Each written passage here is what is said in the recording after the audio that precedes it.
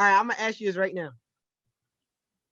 This offseason is about to come up after the playoffs, yada yada, whatever happens, right? We probably won't see Antonio Brown play the rest of the season.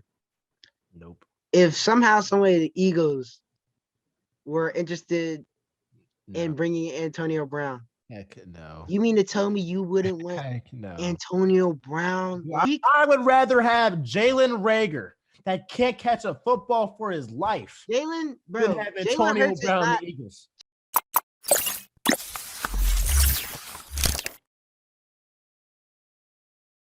What's good, Joe? What's good, Real Talk Squad? This is Miles. You're listening to Real Talk with Miles Johnson, where y'all know I always keep it real. Now I'm in here with my guy Mike. What's good, Going bro? on? Chilling, man. Life is good. God is greater, I feel that, man. Feel that, man. You when you going back to school? Probably like end of the week. In a They week. pushed it, like I was supposed to go back like today. They pushed us back a week, so probably gonna go back like next Saturday, probably. How about you? I'm going back to 25th. Yeah, 25th or whatever. And classes start Wednesday. Sure. I ain't ready for that, John. But y'all know, you know what you came here for. I know what you came here for. And y'all seen the title of this episode. We're going to give our thoughts on the Antonio Brown situation. Now, y'all got my thoughts. Y'all got my instant reaction when this guy threw his gear off, threw his shirt, was bare chested out there at the Jets Stadium, and he left. So I'm gonna ask you, what was your thoughts when you first seen AB leave the field mid game? Um, I forget what game. I was watching another game though. I know I wasn't. I had to I seen it later. Long story short, I forget what game I was watching. There was another game that was on at the same time. Mm-hmm. It had to be an AFC North game because I'm a Steelers fan. So I think I was watching the who played? Was it the? It was the Browns and the. I think I was watching the Ravens and the Rams, something like that. Yeah. Something that was important to me. So I wasn't even worried about the game, but I saw it later. And obviously, I wanted to know what caused it because stuff like that doesn't just happen. So I knew something had to have happened to make him snap like that or make him leave like that. But we're kind of we're on the outside, so I didn't want to speculate too much, but I knew something had to seriously happen that would because I'd never seen anything like it. So I wanted to get more information before I jumped to any conclusions on it. Yeah, like when I seen that, John, I was watching the Eagles game with my man Carson, and mid game, I'm looking through my TL on Instagram. Like, yo, this yo, he dry right now. I'm laughing, I'm cracking up. I'm like, yo, this guy lost his mind. First thing I'm thinking about is, well, that Vontae's birthday kid, that John messed him up. This guy got CT. That's what I'm thinking. First thing on my mind, I'm like, yo, he tripping. He tripping. Now I was thinking, I'm like, it's no way, like that was it's something else. Like obviously, like it's something else. Like that post game interview, Bruce Arians was like, he's off the team. Like he didn't really give too much detail into like what happened or whatever. But I was like, yo, this guy is tripping. I did not expect him to do that. Like Antonio Brown, I did not expect him to surprise me with anything. But like right then, that guy surprised me. But we got some more information now with with AB. He said that the Buccaneers tried to have him play out there injured. Now the Buccaneers, in response to that, they was like, well, at halftime, you was getting mad over your targets. You feel like you should have got more targets. And in fact, him, AB, and his lawyer before the game tried to get the Bucks to guarantee his bonus bread. It's bonus bread. It's not guaranteed, but they wanted to guarantee him like the dollars or whatever that he was getting from incentives or whatever. But we have AB talking about how the Buccaneers are forcing them to, or we're trying to force him to play injured, and he wasn't having that.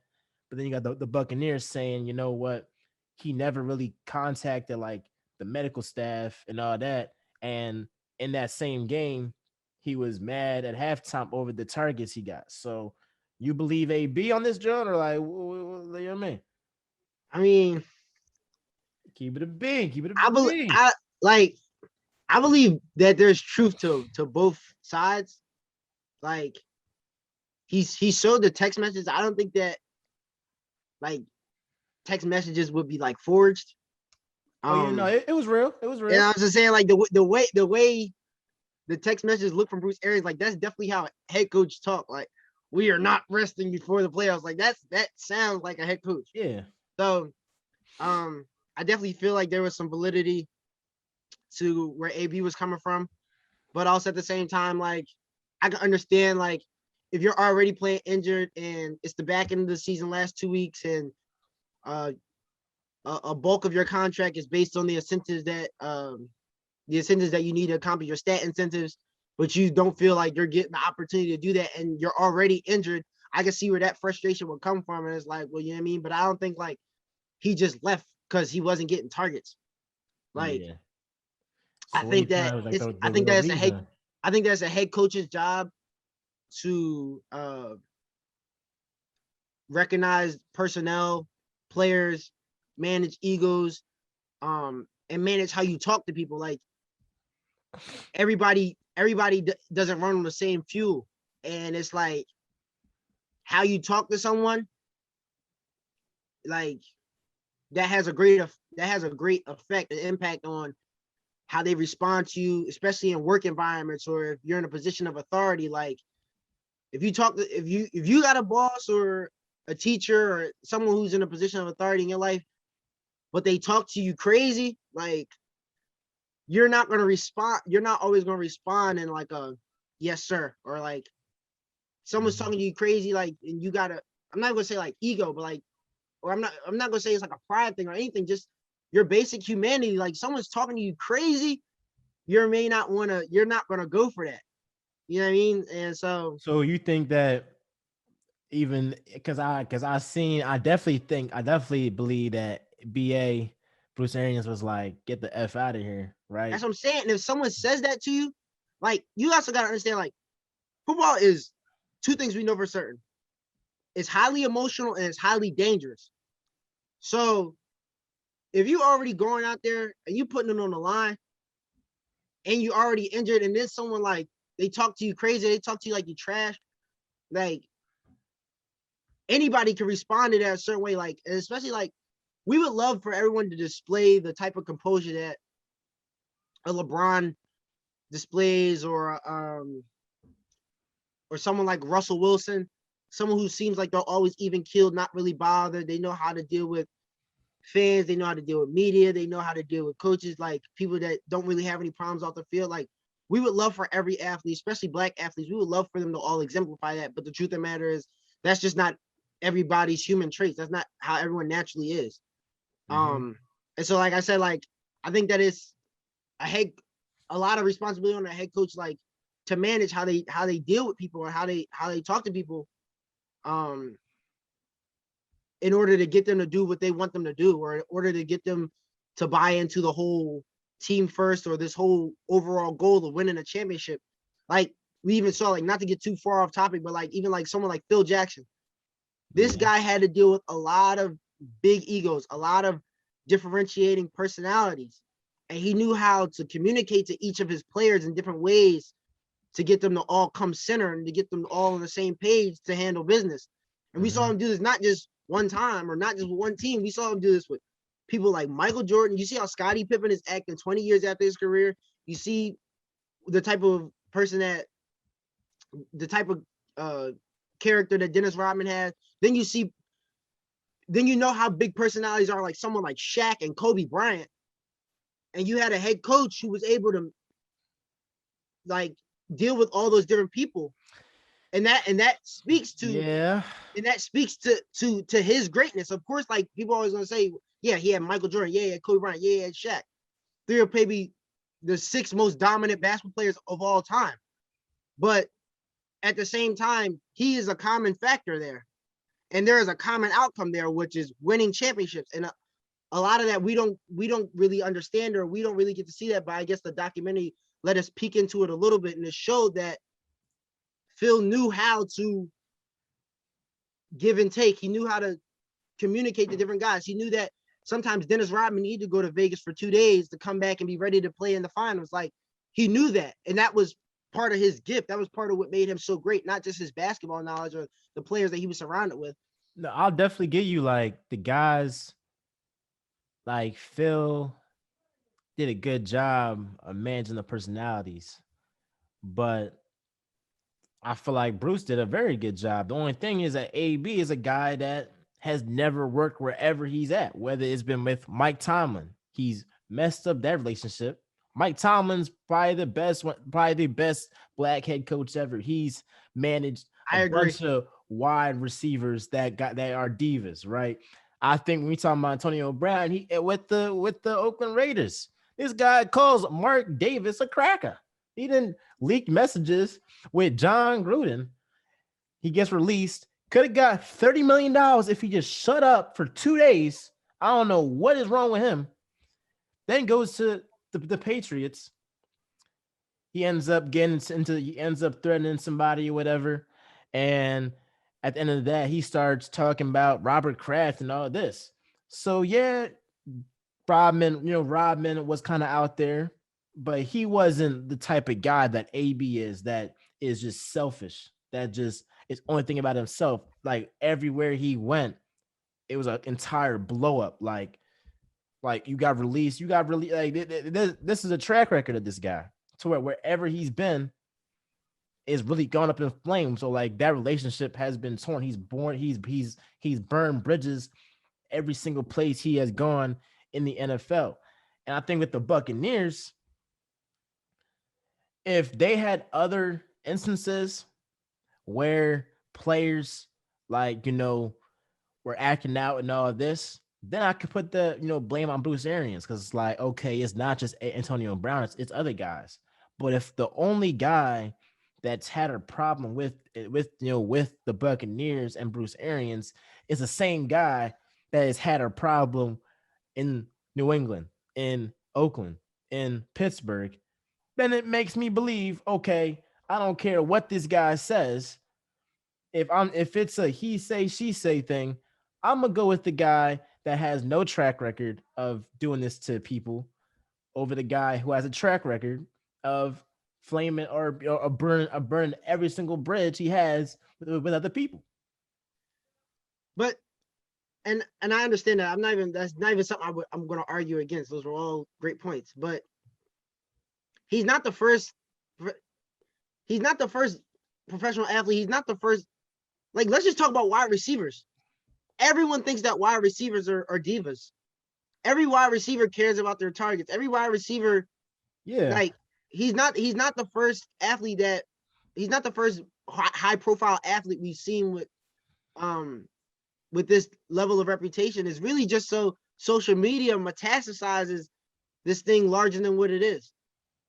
No matter what you say or how you feel, no one will ever conclude that he's not one of the greatest in the world at what he does. He's top 10 all time. You can't say that.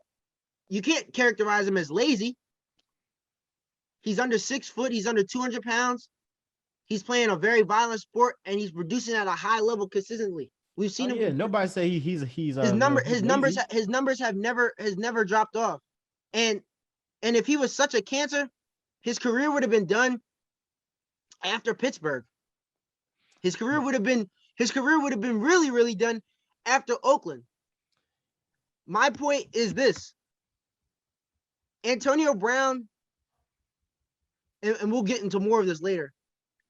I don't want to say my whole thing in one take, but Antonio Brown, we know who Antonio Brown is because he's a great football player. He's on TV because he's a great football player. Mm-hmm. He keeps getting a job because he's a great football player. Stamped. That's all that matters to these organizations. That he's a high producing football player.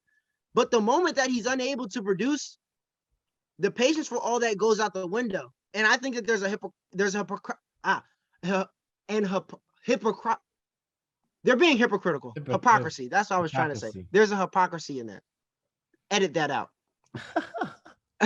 There's a hypocrisy in this whole thing, because if they really cared about his character or who he is or how he comports himself, they would assist him in that. They would provide resources. They would, like, they only care about what he can do on the football field. And the moment he says that he can't do it, or he can't do it at the highest level, or the level that people are accustomed to, he's now to be disposed of. And that's my issue. That's not it. So I mean, and that's my issue, because that's where I really feel AB, because he told these guys his ankle was bothering him. He'd been out for weeks. His ankle had been, right? They put him back in, whatever, like, what, week 16? All right, he's been playing. Cool. His ankle is still bothering him. He's a wide receiver. He needs his ankle to get in and out of routes, to make breaks on the ball. He needs his ankles. It's not like an ankle's is worse than a hamstring, more or less, right? So it's like, okay, but it's not the injury that's bothering. It's not AB's ability to perform that's concerning them. It's the fact that when he says I'm unable to, and you got to see, like, he's a professional football player. There's nothing he loves to do more than play football. So for him to say I can't is a major thing. And the moment he says he does, Bruce Arians says, "Get out of here. I'm done with you." Well, you gotta look at the mirror with that, because with Antonio Brown, I think that if he went with the right protocols, talk with the medical staff, talk with the trainers, I believe that he had an injury. I don't think anybody is saying that he wasn't injured, that he wasn't 100%. I get you. I know. I definitely get that. But the way he handled it, it was like he felt. It was like, okay, I'm not getting enough targets this game, so why am I risking myself? Why am I risking my body if I'm not going to get enough targets? So Bruce Arians is like, he already knew. He already wasn't even messing with AB to begin with. He didn't even want him there. The only reason why he's there is because of Tom Patrick Brady, or Tom, the GOAT. That's the only reason why he's there. When he had that whole meltdown or whatever during halftime, I think Bruce Arians is thinking about, like, this guy is just thinking about his targets, which is what he was. He was not thinking about the team winning. He wasn't thinking about, coming back when they were losing against the Jets. This man had 3 catches or 3 targets, up until halftime. That's still like this. That was still like the second most on that team up until then. The previous week against the Panthers, this man had 10 catches for over 100 yards. Tom Brady gave him 15 targets. He's so mad about Gronk and how Gronk is Brady's boy and all this. Gronk against the Panthers a couple weeks ago had 2 targets and 1 catch for 20 yards. So Antonio Brown is just thinking about himself.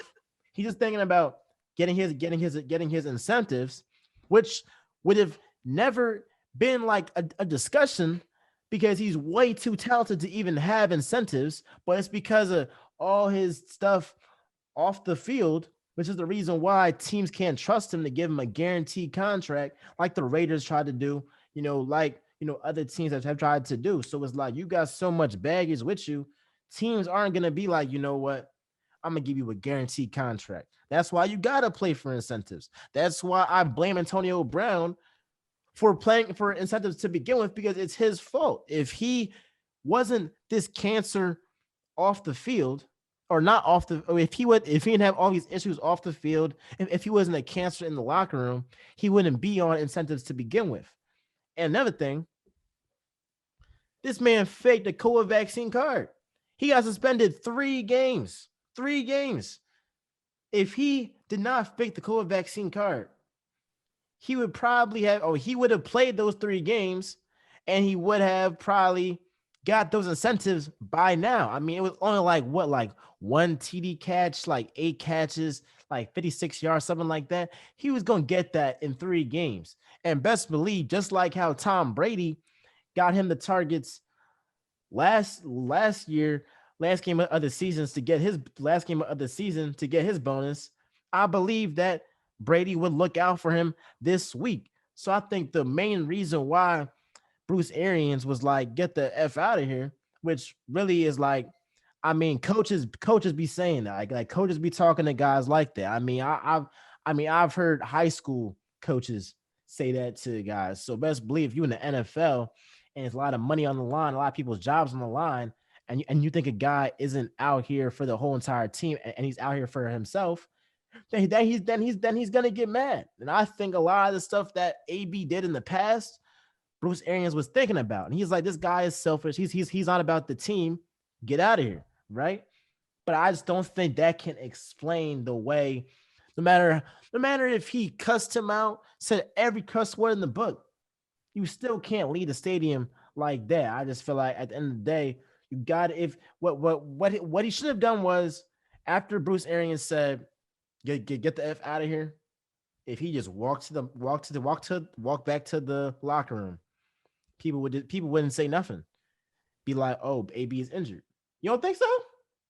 If he just walked, they would have said something regardless. They would have made something up. They would have.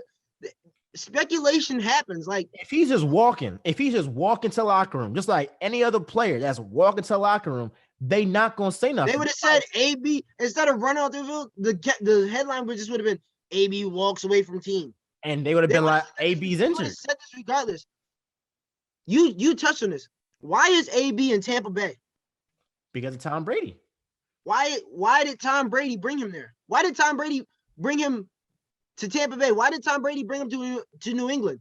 What is Tom Brady known for? What is Tom Brady wants one thing, and that's to get a Super Bowl. He don't care about nothing but winning a Super Bowl, and he felt so there you have it. To get him a Super Bowl. So there you have it. It's a business. The highest authority. Listen, the highest authority on winning that we know in the sport of football is Tom Brady, right? He's a quarterback. He's a franchise quarterback. He has the most Super Bowls, more than any franchise. His name is synonymous with winning championships. Sure. So if he says we need Antonio Brown, they're gonna do it, right? He convinced Bill Belichick to bring someone like Antonio Brown into the Patriot way. That only lasted for a week because of off-field issues, right?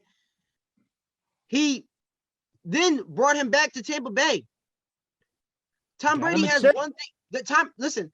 Tom Brady has one thing in mind, but he also has the credibility and the authority that when he says, yo, I think this ingredient is going to work, or this is what we need, you can't argue with him. Because he's been to the mountaintop. He knows what it looks like. He's been there 7 times. He's been there one more than any team, my Steelers or the Patriots. He won the Patriots 6 not by himself, but he was there for all 6, right? So cool. He brings him to Tampa Bay. And they win a Super Bowl. AB scored in the Super Bowl, right? Mm-hmm. Why is it he's only there because he only got there because first they believed that he could help them win a Super Bowl. Then he literally proved it that he can help them win a Super Bowl. Yeah. But the moment he shows that, then on top of it, if he's injured and is documented, forget the incentives. Why risk worsening his injury when you're about to go into the postseason? To begin with, if he wanted to be out there because he wanted to get them targets, we can agree that he wanted to get those incentives. I agree, he was injured, but he wanted to get those incentives. Ain't nobody forced the guy to play out there. Ain't nobody put a bullet to his head and say, AB, you better play. Listen, say that. I don't know how much the incentives were worth, but I know there's probably over $500,000. It was $1 million. Forget a bullet. Someone tell you do something for $1 million, you're gonna ask when, where, and how. And that's a choice. That's a choice he made. So how can he get mad if he's already on? That's like you you play basketball. Shout out George School. So let's Bro, say you was on the bench, you was injured, but you was like, yo, I gotta get my 1,000 points. I gotta get my 1,000 points. You peep that you're not having a good game right now. You might not get you 1,000 points, and you injured. Your coach asked you to come into the game. You like, no, I'm cool. And he like, you know what? Get out of here. It's more like you're not in it for the right. You're not in it for the team. If he was really injured, or if he really was like, yo, I don't want to go out there and risk my injury, get hurt or all that, then he wouldn't have been there to begin with. He would have been in the locker room or at his crib. they shot Rehabbing. him up with a painkiller. Huh? That the NFLPA recommends against. They gave him. This is the point I'm trying. This is the point I'm trying to make. He's only viewed based on his level of production. That's what when he's producing, which is most of the time, you don't hear a peep. The moment he's unable to or not willing to, then he is immediately disposable. And this whole instance is, we already know this, but this whole instance is bringing all this to light. This is a and I don't want to make this about race. And I love Bruce Arians. He helped my Steelers win 2 Super Bowls. I don't think he's a racist. He has one of the most diverse coaching staffs. But this is a truth. This is the universal truth of Black manhood. You know this. I know this. Everyone who is a Black man, everyone who knows a Black man knows this. If they disagree, they're either lying or ignorant. You're only viewed and valued based on the level at which you consistently produce. And the moment that you are unable to do that, you are then disposed of. And this is such a prominent truth for so many professional athletes, many of whom are Black, obviously. As soon as their playing days are over, whether it's because of injury or retirement or whatever, these organizations don't care about them anymore. They just see them as workhorses. And as soon as they can't work, they put them out to pasture.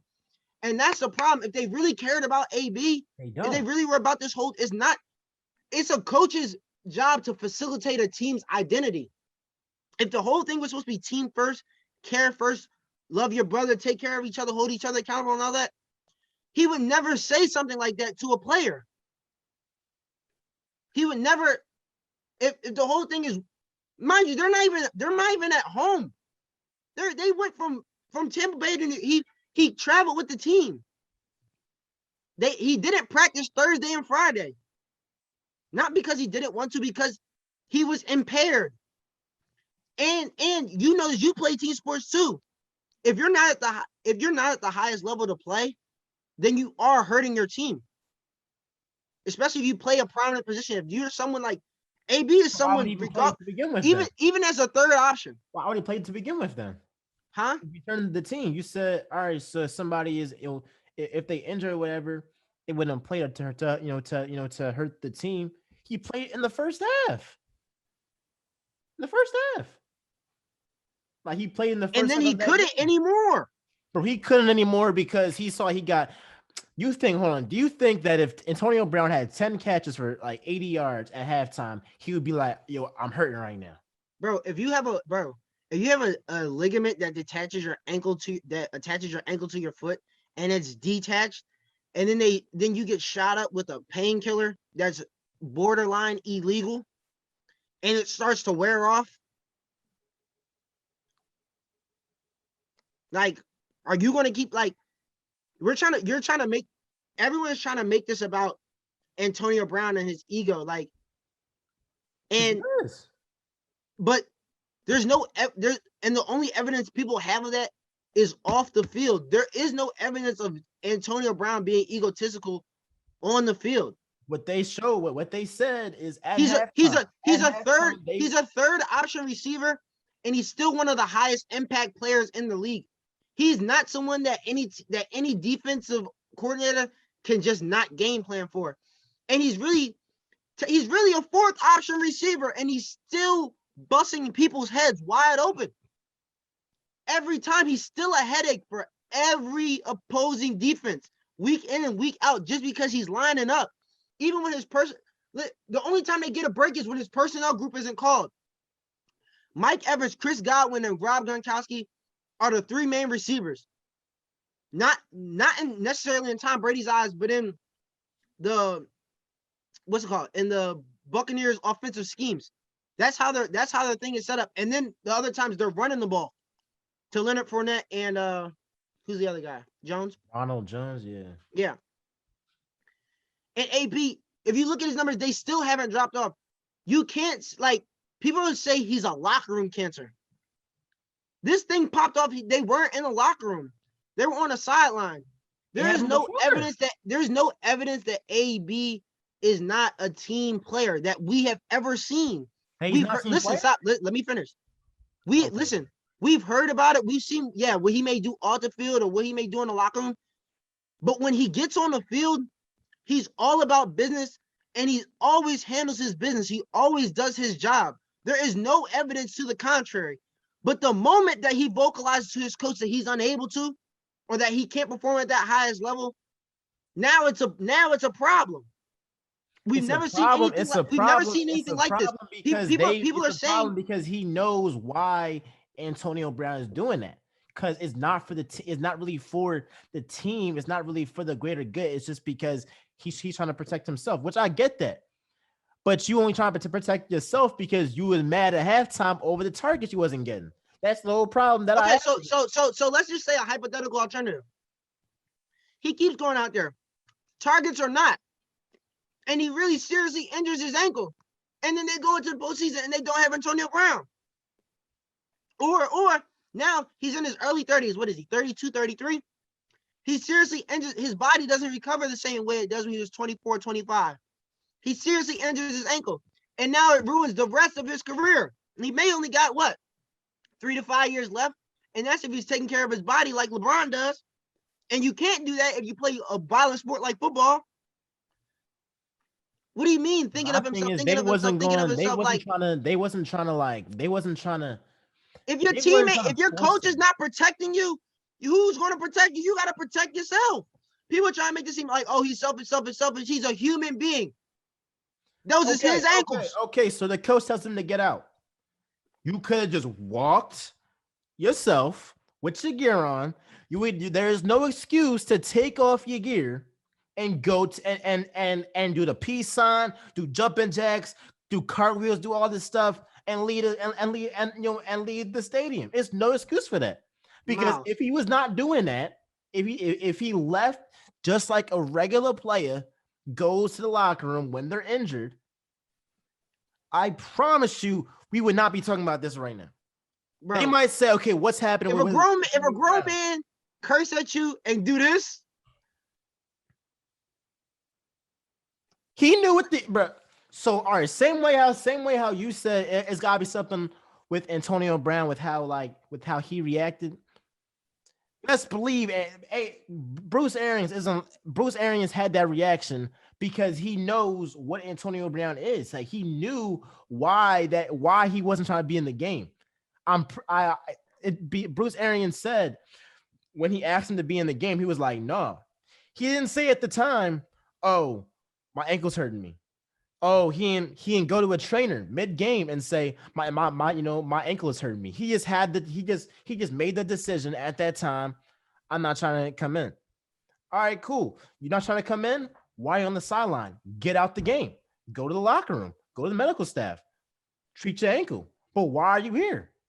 That's a fact. Like why are you here? And the way he left is the reason why this whole thing happened. I'm seeing this on my TL. You see it on your TL. Everybody's posting it. The Shade Room, ESPN, Say Cheese for God's sake. Everybody's posting this, John. Like at the end of the day, the way he left that is no excuse for that. But I do want to get into his comments on Tom Brady. Now we got like 8 minutes left, but what was your thoughts? I don't know if you've seen him on the podcast. It was like I watched the whole podcast. Did you watch the whole podcast? I watched a clip of it. I think you should watch the whole podcast. Well, I want you to tell me your thought. Well, matter of fact, let me see something else. You said the NFL only cares about your production on the field. That's what every single organization in the United States. I mean, look, NBA, if a player isn't playing well, it's different with the NBA because it's kind of guaranteed contracts or whatever. NFL is more like, what have you done for me lately? But in all these sports leagues, once you start producing at a high level, they are getting rid of you. That's just with anything. If I'm at a job or if I'm a journalist and my articles aren't up to par, they're gonna get rid of me. At the end of the day, same way how Antonio Brown needs the NFL to get paid and all that, teams are looking at him like you can make me a lot of money by winning the championship.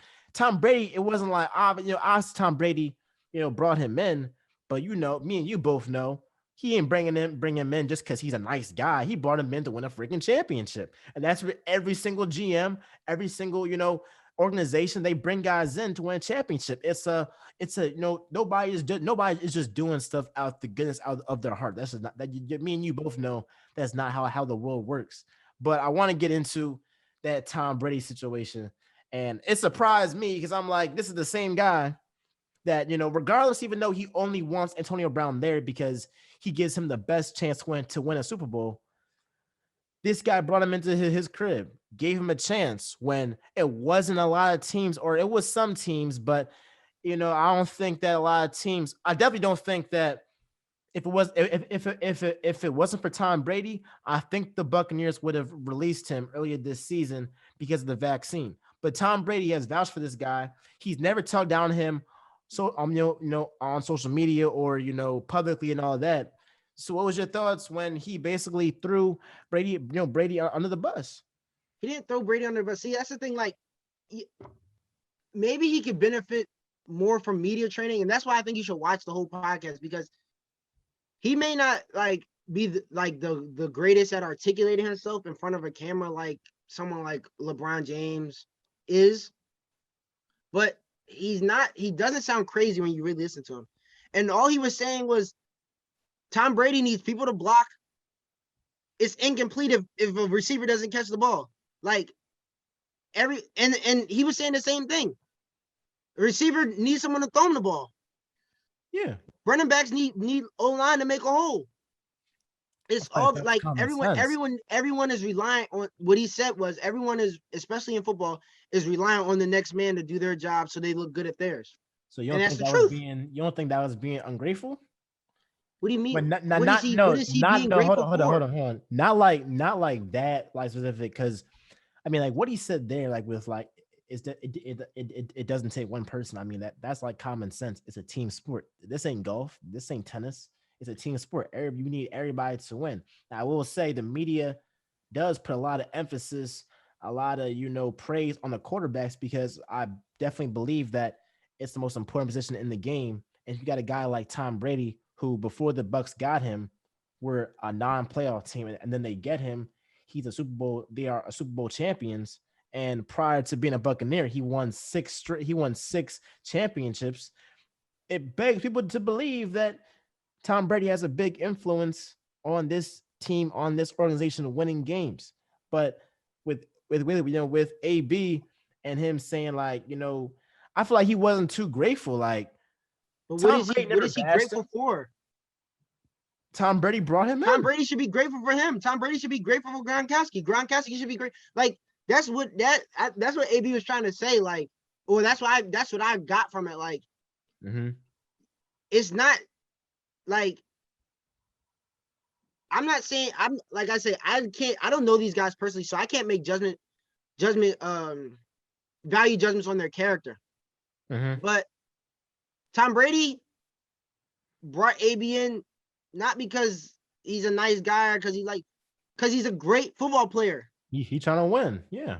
So it's like, and that's what it is, like, and like that's the whole point of this whole thing. That's the nucleus of this whole thing. Everyone knows AB for and as a phenomenal football player. Yeah. And that's why people tolerate whatever. That's why people may bring them into his home or whatever, or bring them into the organization. But like, I mean, there you have it right there. It's like, I'm not saying that Tom Brady is like, No, like, I feel you on that. I can't say whether he's a good or bad guy, or if he's doing, like you said, no one does anything out of the pure kindness of their hearts. It's a natural human thing. Definitely, I'm not like definitely. saying whether this makes you a good or bad person. Everyone makes decisions based on what benefits them, Personal what puts gain, them yeah. in a better position to succeed and to accomplish the Yeah. things they want to accomplish. And Tom Brady recognizes AB as someone who helps him, who can help him accomplish the things that he wants to accomplish. And he was right about it. They won a Super Bowl. I'll give you that. I'll give you that. I think that, maybe that's what he was talking about. But I still think that Tom Brady handled that well because he really could have bashed him because Tom Brady put his name out there for him when obviously the main goal is to win a championship. He's not doing all this. He's such a Tom is such a nice guy. I mean, he's like such a great guy. I definitely believe that, like, you know what, Tom Brady's played Antonio with Brown, if Tom Antonio Brown Brady. wasn't this good, Tom he Brady has wouldn't played be with doing this. Aaron Hernandez and Josh Gordon. You said what? Tom Brady has played with Aaron Hernandez and Josh Gordon. I know he just trying to win chips. So it's like, what are we really I know, talking about here? I get that. It's just like that post game interview. Brady didn't, Brady didn't, bash him, nothing like that. But I feel like, especially if Antonio Brown wants to come back to the NFL, he's gotta stop burning bridges. That's my one thing with him. You gotta start burning bridges. But we're running out of time right now. But thank you for coming on the podcast, bro. I appreciate you for Thank you for coming having me, on, brother. man. You got anything to say to the people? Let's just not be so quick to judge. We don't know. We don't know what everyone goes through. All we can do is pray for them. Pray for the man. Pray for the man. But y'all know what this is, man. This is Real Talk of Miles Johnson, where y'all know I'll always keep it real. Peace out, y'all.